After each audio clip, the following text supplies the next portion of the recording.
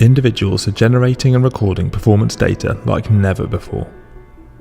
But too often that data leaves the training session with the athlete. It never gets seen by the coach and provides no real benefit to the team. At Ludum, we want to put an end to this. Using the Ludum platform, individuals can effortlessly sync their training data so that coaches and the support team can review, analyse and improve training by looking at the team as a whole. Custom dashboards let you focus on the reports that matter, and with all your data stored securely in the cloud, you can access it at any time via the web or by using our iOS and Android apps. Improve performance, plan ahead and save time with the tools that Ludum provides. Visit ludum.com for more information or to start your free trial today.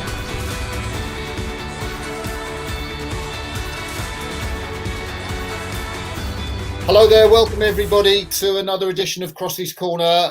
Got an absolutely star guest today, Anna Watkins, who is one of the greatest ever British female rowers ever to grace the water.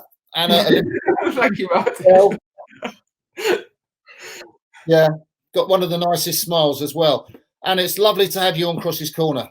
Thanks, Martin. It's so nice to come and talk rowing and kind of feel transported just for a few minutes into another world of the great outdoors and exciting things and travel and races and all that it means. So small world at the moment. How is lockdown treating you at the moment, Anna? Well, I'm in the camp of homeschooling. We know there are many of us, and we're suffering together. My boys are 5 and 7, and they just don't want to sit down and do my English, do they? That's not what they want to do. So like I've always gone against like making them do stuff, and I'm having to learn how to make them do it, and it's not the position I want it to be in as a mum. And I just love it when we get to the afternoons and we can do something not that. We're counting down the days. The best thing we did in lockdown, in the summer, they were in the garden all the time. We were like, what are we going to do when it's winter? And we built a climbing wall in their playroom. So they go like in the breaks, if it's raining or whatever, they go and climb the climbing wall. And my biggest son, who's now 7, he's got calluses all over his hands like a rower. So I'm really proud of him. Oh, amazing! Yeah. I was intrigued to know what whether you work full time or you're a full time mum, or I know you're kind of on lots of websites as a motivational speaker and that kind of thing. But what do you spend your time doing now? So it's that awful like portfolio word, isn't it? I try and do a mixture of things because I want to have control of my own time. I think one of the problems that I had coming out of rowing is didn't really like having a boss. I felt like I just wanted to be in charge of what I was doing. Really didn't like having a boss. So I went working full time for a bit after rowing, consulting in the city, just because I kind of wondered what is this world that everybody else has, this wide world of work, and what is corporate life? What people actually do when they go into an office? And then after a couple of years, I felt like I'd found out enough about what corporate life was like. So definitely on, I just earn a bit doing what I can. I do courses I do some motivational speaking. I do some mentoring with the current rowers, a little bit of life coaching, and I spend a lot of time doing mum stuff and home stuff. And we've got a bit of land that I can play with. So in the November lockdown, I did a chainsaw course and learned to cut down trees, that sort of thing. So I'm lucky. I'm entertaining myself, but I don't know how many rowers can go and sit and work in an office or switch to that life. I really admire those that can. I found that switch not great for me. I have to do something that's more outdoorsy and a bit more freedom in it. Yeah. What's your fitness levels like? Not bad. It's running now, and I live in the Cotswolds now, so there's lots of hills, and I get the bike out and then go on Zwift, and that sort of thing. Found a swimming group. Really want to do a triathlon. I think that's going to be my next goal. I know a few rowers have done triathlons, so that gives a few target times. It's, you know, I don't have an amazing goal, but I think sanity again. You have to keep fit, and just getting outside at least once a day and doing something makes a huge difference to the sort of day-to-day happiness and coping, doesn't it? So yeah, I'm not setting the world on fire with it, but I'm running and it makes me happy. Yeah. Was getting the fitness bug one of the reasons why you jumped into rowing? Because you came to it quite late in uni, didn't you? Yeah, I did, and I never thought of myself. You know this, Martin. I never thought of myself as an athlete as a teenager at all. I hadn't found my thing. I'm a typical rower. I'm not great at ball sports. And at school, you know, sitting on my own kids, there's so much ball sports. You can easily get to thinking that you're not sporty if you can't wield a hockey stick very well or whatever it is. And that was it for me. You know, I did a bit of swimming, but nothing more than that. And I think what got me into rowing is, you know, although I've just explained like a fight structure and I like my freedom, the discipline of rowing was what actually made me get fit. You know, I do need somebody, so I hate having a boss. I'm a tangle, but I do need someone to tell me when to turn up. And the sort of guilt of, if you don't turn up, the boat can't go out, so you've got to. And you can't be late because then there's loads of people annoyed with you. And that is what first got me fit, is the sort of discipline of once you've signed up to a crew, you can't not train.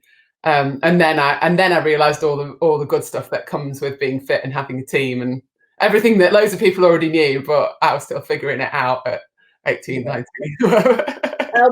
How did it work for you with college rowing and then getting sort of the attention of World Class Start? How quickly did all that happen for you at Cambridge? So at the beginning, I was just mucking in as a novice rower and really enjoying uni life. And I had a few inklings early on because I had some champs for first year rowers and that kind of thing, and I did well in those and thought I'm quite strong, maybe I could do the university boat, blue boat. But the women's blue boat at that time really, you know, sadly was at a really low ebb, and it everybody looked really miserable. They kept losing every year. They all looked really tired and unhappy, and they weren't having as much fun at uni as I was. So it wasn't a really compelling prospect. So it really took for the college coaches who were, you know, other students, just older students, saying, "Oh, Anna, you know, if you take this seriously, you can, you know, it's not really about the blue, but you could go to the Olympics." And me thinking, hang on a minute, you know, I really genuinely had no idea that was ever on the cards for me, and that is just too exciting to walk away from. I'm going to have to find out more about that. So that was at the end of my second year that those sorts of chats started happening, and people in the Cambridge rowing community knew about the World Class Start scheme and said, you know, you need to go and talk to this guy Adrian Cassidy, and he's running the scheme. And I cornered him on the towpath one day and said, "Oh, you know, had you got a group training going to trials?" "Oh yeah, you know, he's a busy man, and we'll see about testing." And I kept pestering for weeks and weeks, and did the tests in the end, and then joined his group and learnt sculling and single with him. And then the rest of uni had to take a sort of lesser role, and rowing became their really annoying, totally obsessed student rower who could talk about nothing else for the next couple of years, properly sucked in. And you had Annie Vernon in the same group, is that right? Yeah, she didn't like me. At that time, I mean, she'd been doing a lot more rowing than I had. She'd rowed at school, and she'd rowed in the blue boat. She was like the big cheese around Cambridge then, her women's rowing. She had the best ergo and all of that. And I was this large, you know, uncoordinated girl who turned up with big ergo, and she had to row in a pair with me, and it wasn't pretty. She really didn't. She really wasn't happy about it. I had to go out with Ollie, who was coaching as well, and who's now my husband, he had to go out on a pair with me because Annie refused some of the time. But our friendship is deep and long lasting now. It's just You mentioned Ollie there. Is it true that he actually stopped coaching you before he asked to go out with you? He was very gentlemanly about the whole thing. So he was coaching me, and within Adrian's group, we had like a good rapport, and I really enjoyed the coaching relationship. He's very logical, and I'm very logical, so we could communicate well on that.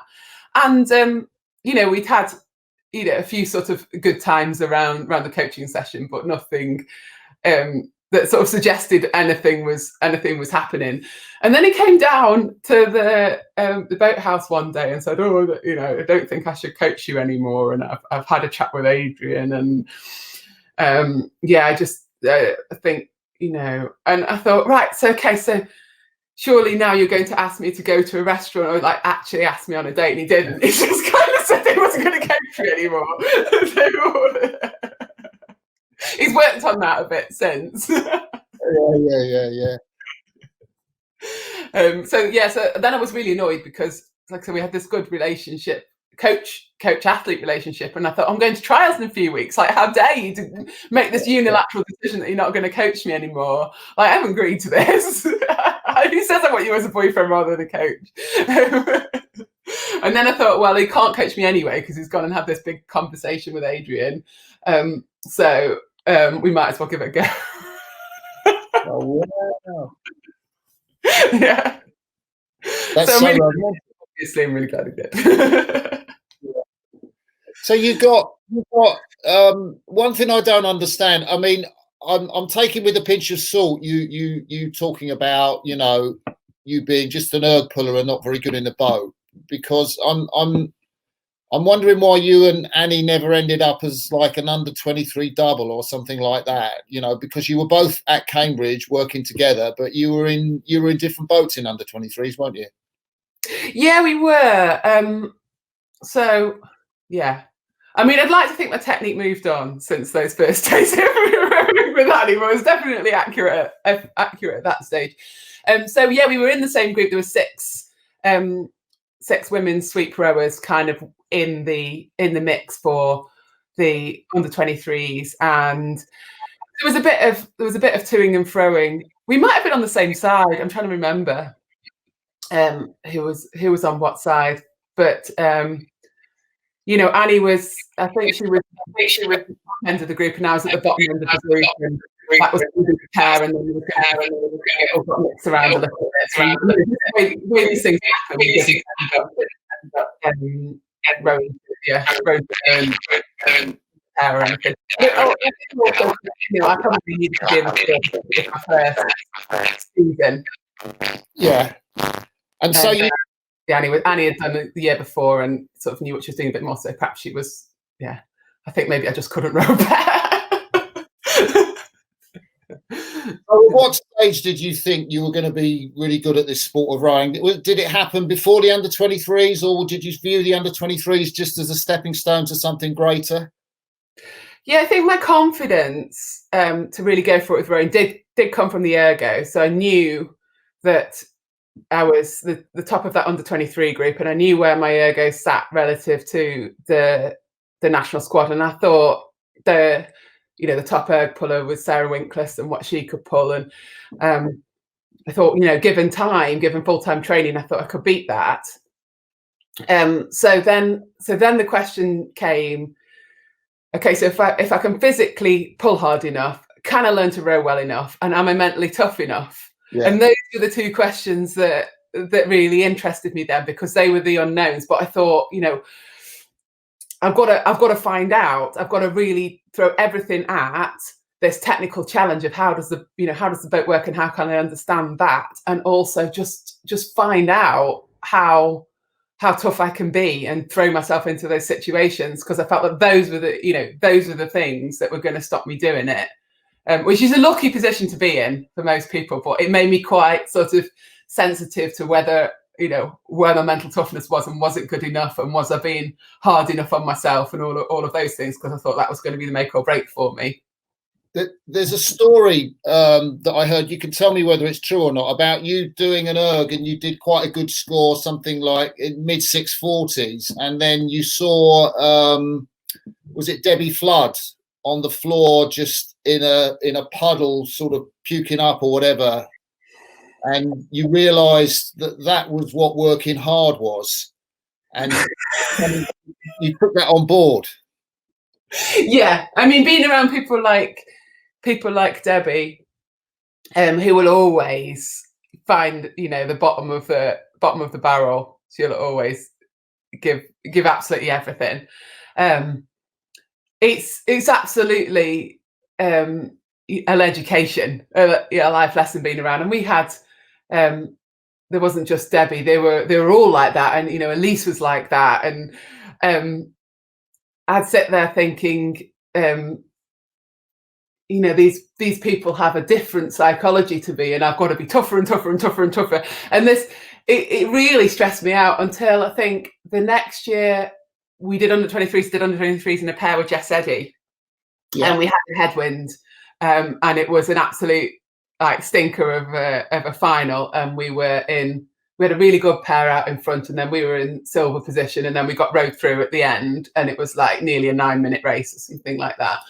And that was my first experience of absolutely blowing the doors off and rowing through treacle for the last 250 and not being able to move. And then that calmed me down a bit, because I thought, oh, okay, so I can go too far. I can make the wheels come off to a point where no matter how much I want to, I can't move. So then let's get really good at judging feeling like that just for the last 5 strokes. While we're on the subject of ergos, you were the first British woman to go, or maybe the first woman in the world, were you, to go sub 17 for the 5K test? Yeah, I think so. Now you're probably better at numbers and records. Yeah, that was a big ergo, and I love those longer ones. It really suits sort of aerobic strength that I've got, and they just don't hurt as much, do they? Just don't 5K just doesn't hurt as much. So you're kidding. So were you a 5K rather than a 2K person? I mean, no, my 2K was good as well, but it hurt more. What was your best 2K, Anna? 6:26.4. Whoa. Yeah. And do you remember doing that? Yeah, I done a 6:26 twice.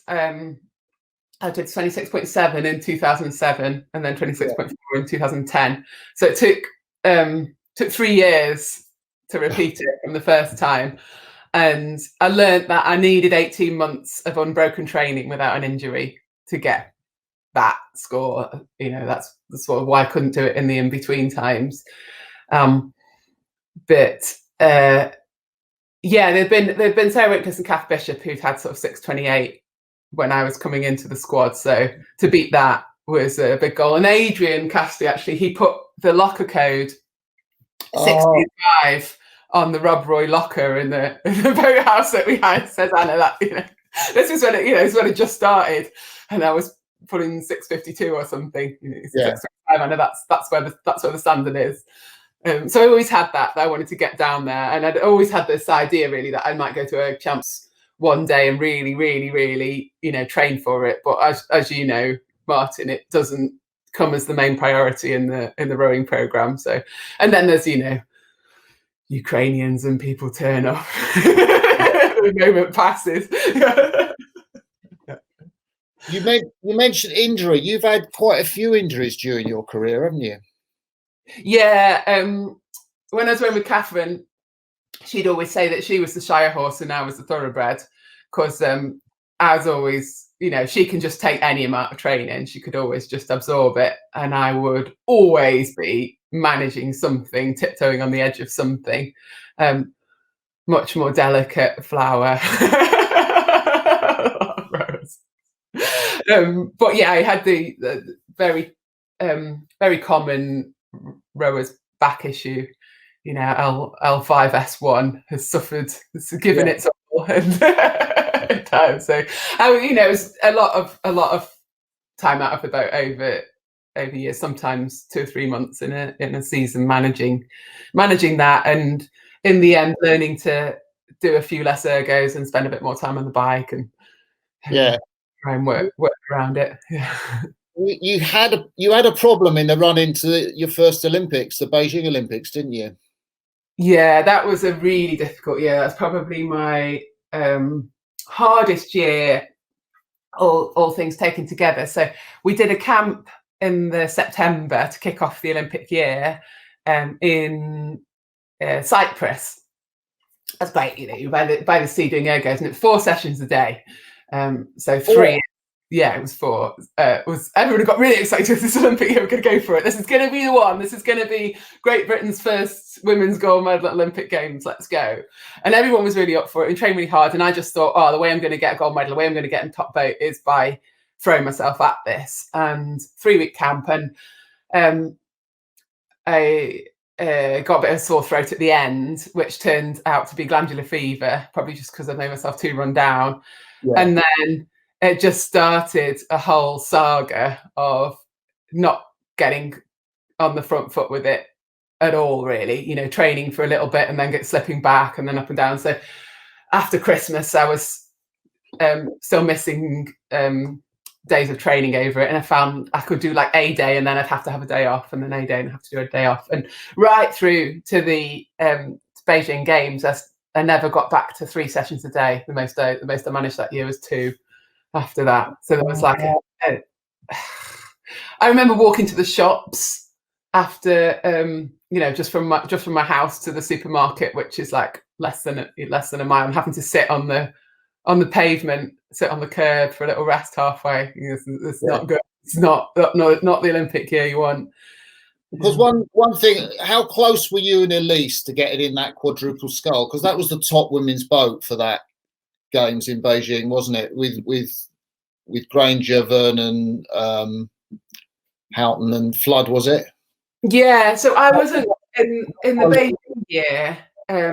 I wasn't in the running for it because I didn't do trials or anything that year. So I wasn't. You know, I couldn't. Might have been. I'm thinking with your turbo power at the finish, that was one of the things that the quad could have done with in that race with the Chinese. I mean, yeah, I think Tomo came and said years later that there were ways he could have selected that year that might have won both. Actually, in some ways, he put somebody else with Elise who was a bit more experienced and put a bit of extra grunt in the quad. You might have had, you know, you might have done something different that year. The year before, 2007, which was a good season for me, I came 3rd or 4th in the trials that year and thought I'd get put in the quad that year and didn't, and got in a real strop about it. Oh, did you? Yeah.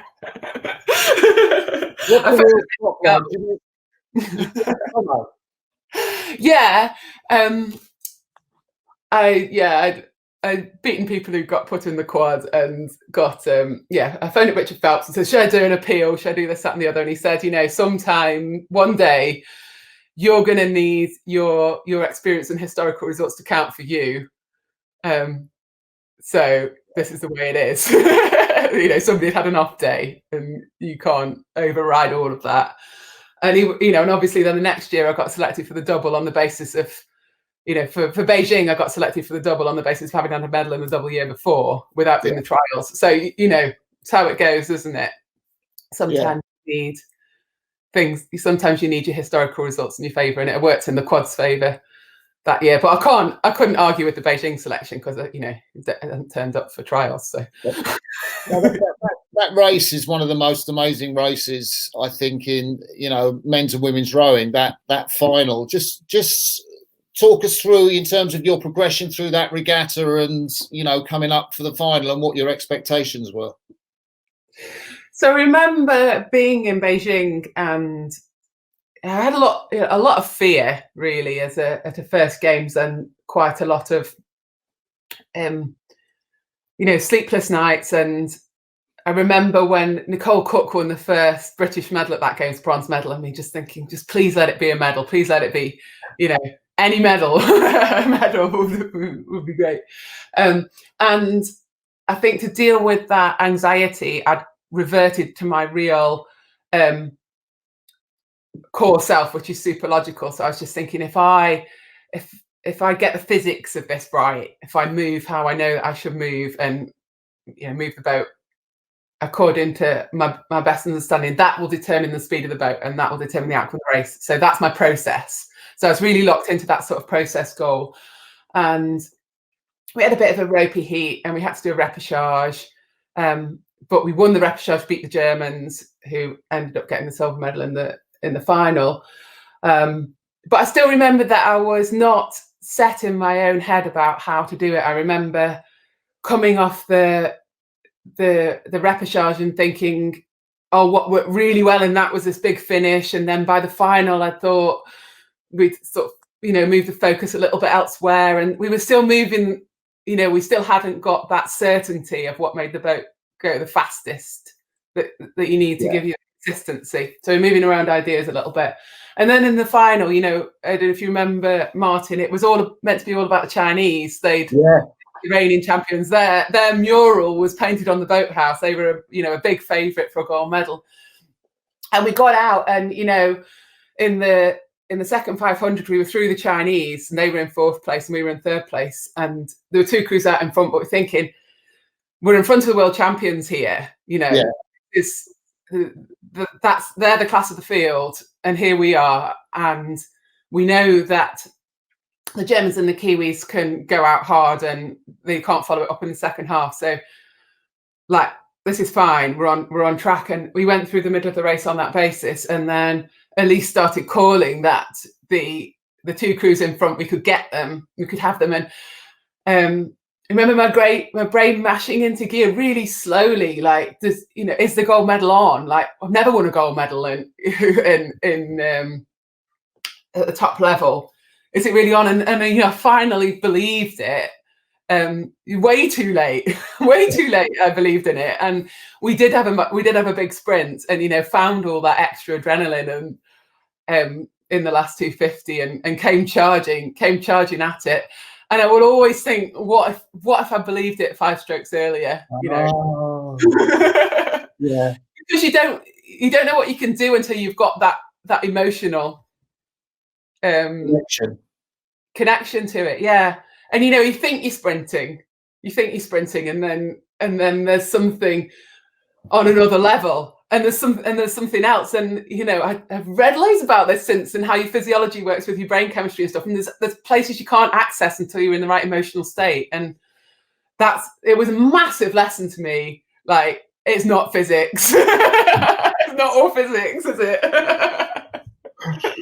That's really interesting.